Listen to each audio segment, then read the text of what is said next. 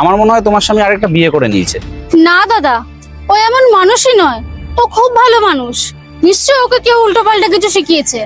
দেখো, তোমাকে একটা কথা বলি, আমার মনে হয় তোমার বর আরেকটা এখানে বিয়ে করেছে, আর ওটা যদি রেজিস্ট্রি করে থাকে তাহলে আইনত তোমার আর কিছু করার নেই। আর তোমাদের ওই গ্রামের বিয়ে এখানে কেউ মানবে না। না না দাদা, এই তুমি কি বলছো? আমাদের ওখানকার বিয়ে এক জন্মের জন্য হয় না, 7 জন্মের জন্য হয়। আমরা অগ্নিকে সাক্ষী রেখে 7 পাকে ঘুরে বিয়ে করেছি, আর এখানে একটা কাগজে 2টো সাইন করলে বিয়ে হয়ে গেল। তোমার সব কথা বুঝলাম, তুমি আমার কথা একটা শোনো, তুমি সবকিছু ভুলে গ্রামে ফিরে যাও। না না দাদা, আমি গ্রামে আর ফিরে যাব না। আরে ভারী মুশকিলে পড়লাম তো তোমাকে নিয়ে। আচ্ছা, তুমি যদি গ্রামে ফিরতে না চাও তাহলে আমি তোমাকে একটা সাহায্য করতে পারি।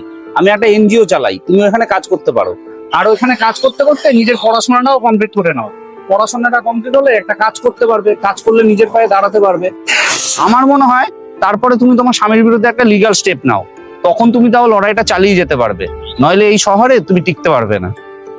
কি বলো, তুমি কি কাজটা করবে? হ্যাঁ হ্যাঁ দাদা, আমি এই কাজটা করব। এতদিন তো আমি অন্যদের জন্য বেঁচেছিলাম, আজকের পর থেকে আমি নিজের জন্য বাঁচবো। আমি এই কাজটা অবশ্যই করব। যারা গ্রামের মেয়েদেরকে পায়ে জুতো মনে করে তাদেরকে আমি উচিত শিক্ষা দেব।